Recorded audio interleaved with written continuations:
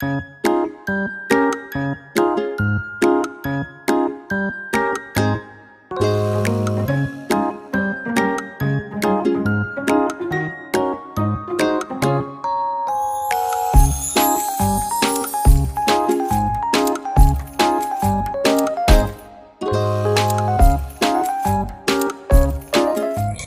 Dear students, कैसे हैं आप सब?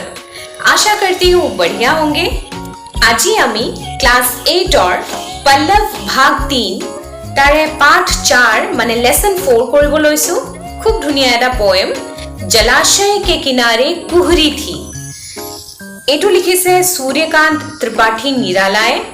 তেওঁ এগৰাকী প্ৰকৃতি কবি আৰু খুব ধুনীয়া ধুনীয়া প্ৰকৃতিৰ ওপৰত পোয়েম এনেকুৱা বহুত কবিতা তেওঁ লিখিছে। গতিকে আহাচোন প্ৰথম ইয়াৰ জলাশয় के किनारे कुहरी थीৰ অৰ্থটো কি আমি বুজো। জলাশয় মানে হল যিকোনো স্থল যিকোনো প্লেস য'ত পানীৰে ভৰ্তি হৈ থাকে। হেতু এটা পুখুৰী হ'ব পাৰে, তালাব বুলি কয়, ঝিল হ'ব পাৰে, ঠিক আছে, সৰোবৰ হ'ব পাৰে। তাৰ মানে জলাশয় মানে যিকোনো পানী থকা এবিধ ঠাই। তাৰ কিনাৰতে জলাশয় के किनारे তাৰ আশে-পাশে কিনাৰে কি আছে? কুহুৰি মানে কোহৰা, তাৰ মানে কুঁৱলী, ঠিক আছে। এই পোয়েমটো তেওঁ ঠিক সেই ৰাতিপুৱাৰ আগে আগে যিটো এটা অন্ধকাৰ হৈ থাকে, একদম ৰাতিপুৱা ধৰা এই 3:30 মান বজাত 3টা মান বজাত এটা অন্ধকাৰ লাহে লাহে পোহৰ হয়। সেই প্ৰথমখিনি আন্ধাৰৰ পৰা গৈ লাহে লাহে লাষ্টত পোহৰ হোৱাটো দেখুৱাইছে, ঠিক আছে। গতিকে আমি আৰম্ভ কৰোঁ। এইবোৰকে জলাশয় বুলি কোৱা যায়।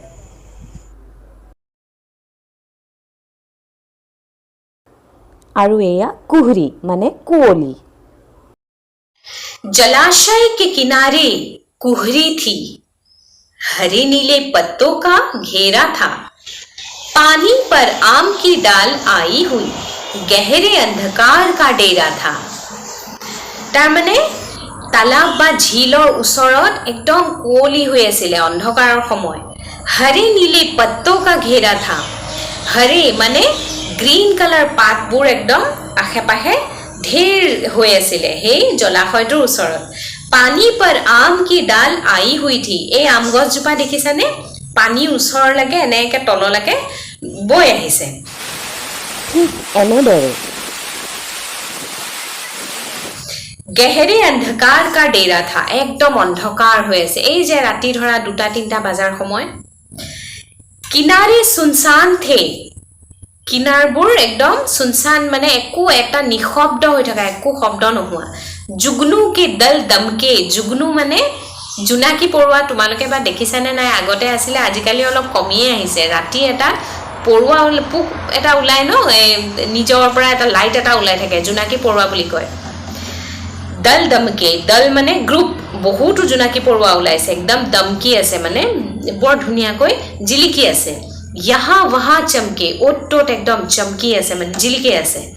वन का परिमल लिए मलय बहा, वन মানে ফৰেষ্ট, পৰিমল মানে গোন্ধ স্মেল, আৰু মলয় মানে বতাহ, বহা মানে বলিছে।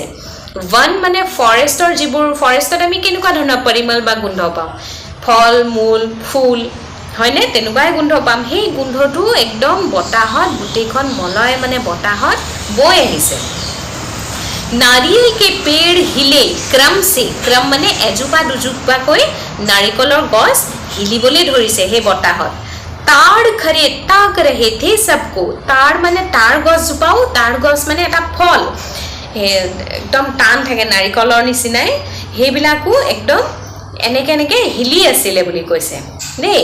আৰু তাৰ খৰে তাক ৰেথে মানে চাই আছিলে, এনেকে তাৰ গছজোপাবিলাকে এইবোৰ বস্তু চাই আছিলে। पपीहा पुकार रहा था छिपा, पपीहा চৰাই লুকাই, জাতক পক্ষীয়ে লুকাই পেলাই এনেকে চাই আছিলে। पुकार रहा था মানে মাতি আছিলে।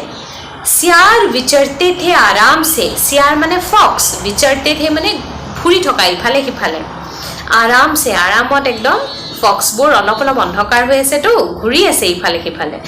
উজালা हो गया, তাৰপিছত ৰাতি পুৱাই গ'ল। কবিয়ে চাইছে যে পোহৰেই হৈ গ'ল। तारा छिपा, स्टार्स बुलाको लुकाई गल।